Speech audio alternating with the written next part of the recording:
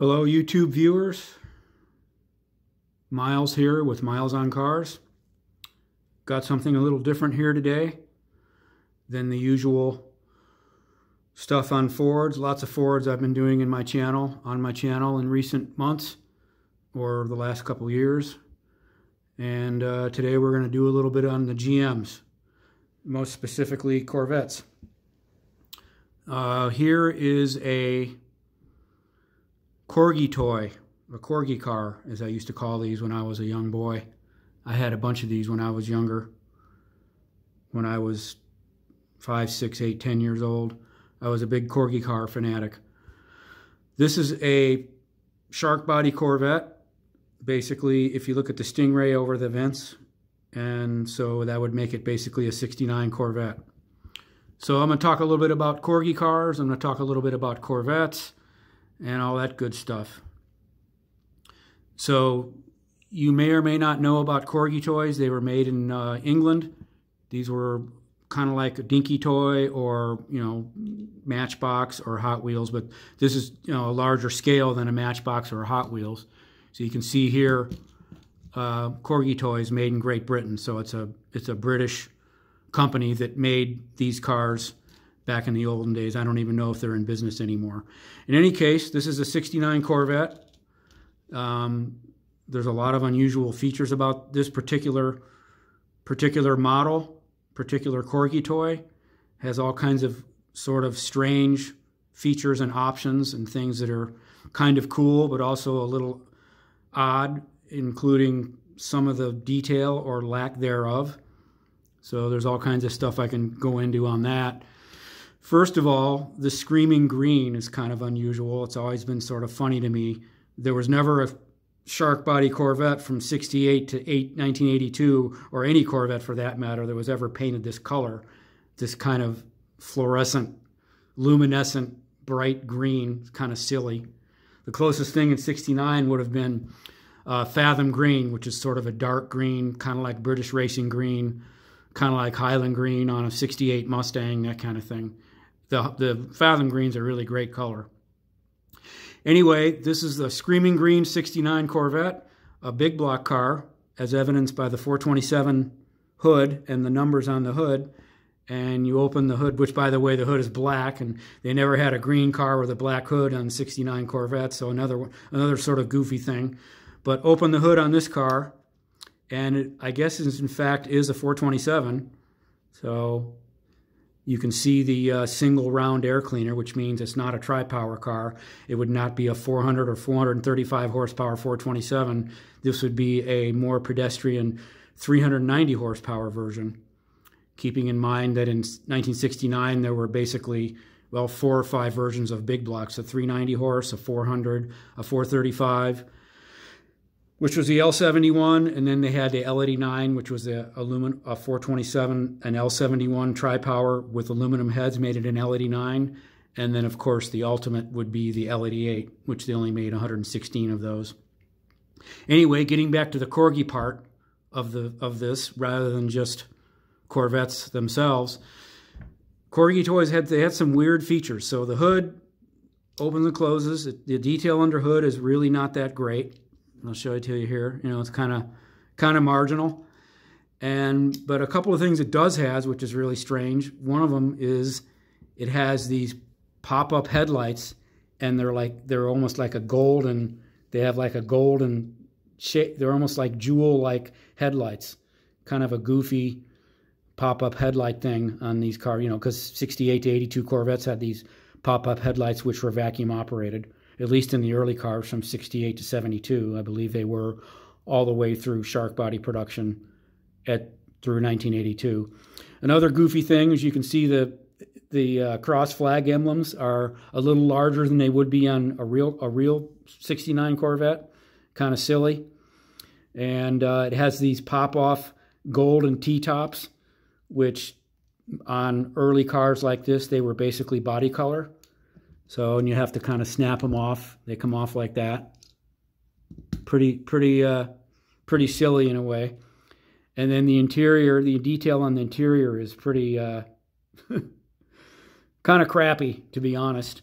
But, hey, it's no big thing. It certainly looks like a 69 Corvette, or a 68 for that matter, if you overlook the Stingray emblem on the over the vents. So one of the most unusual things about Corgis in this era that this car has was a feature called, they're called Golden Jacks. And basically, I don't know what the purpose was, but basically what it is it was a Golden Jack. These Golden Jacks allow you, for some strange reason, to remove the wheels. So I don't know what the purpose of that was, but I can show you here. Wheels come right off,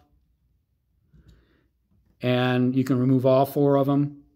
And then if you want, you can set the car on the jacks with the wheels on or off, whichever you choose to do. You know, sort of, again, kind of silly, but that's one of the features it had. So why do I have this car? Well, first of all, I'm a major Corvette fanatic. I've owned probably 10 or 12 Corvettes over the last 35 or 40 years. As you look in all my other videos in recent times, I have a lot of Ford stuff on there. You know, some of the Cobra Jet stuff, the late model GT500, I did something on that, on the 2020 Shelby GT500 and all that. So I decided here I wanted to sort of touch a little bit on the Chevrolet stuff, you know, because I'm, you know, equally interested in basically Chevys and Fords, and for that matter, the Cadillacs. You'll see also in my channel I did a video on when I had a 2009 CTSV. I showed it at the Lansing Grand River Assembly Plant in Michigan. So I don't have much GM stuff on there, but hopefully this will change that a little bit. And so this is the only Corvette I own at the moment. I don't own a full-size Corvette. I basically have all Fords at the moment. I've got, which I will do videos on sometime down the road, a 69 Mustang, a 66 Fairlane, and you also see I have my my 2014 Focus on there, the red Focus. Anyway, this particular car, if you can call it that, I actually I bought it on eBay probably 4 or 5 years ago, or maybe even more than that. And the reason I did was because of all the Corgi toys I had when I was a kid. I had all kinds of different ones. I probably had 10 or 15 different versions of Corgi toys, including there was a gold Camaro convertible that was pretty cool. It had a removable top. It was gold with a red interior and a black top, and it also, in fact, had Golden Jacks, which was kind of silly. And there was a bunch of other Corgis I had. But of all the ones I owned, of all the Corgi toys I had when I was younger, I always kind of considered this one to be my favorite. So that's why when I found it on eBay, I went ahead and grabbed it. I went ahead and bought it, and it wasn't in the bubble pack, or wasn't, you know, didn't include the box, but I was able to buy the whole car as you see it here, and I think I paid about 45 or 50 bucks for it. So in my mind, it was worth it, just to sort of relive my childhood years when I was had my first Corvette. The big thing with me on Corvettes was my brother. When I was 9 years old, my brother got his first Corvette, which was a '67 Roadster, and that's what started me on the trajectory of loving Corvettes and going straight up to the top and being the way I am about them now. And I just I've always loved Corvettes, and I always will, even though mainly I've been doing a lot of Ford stuff in recent years. But anyway, that's the history of this car. And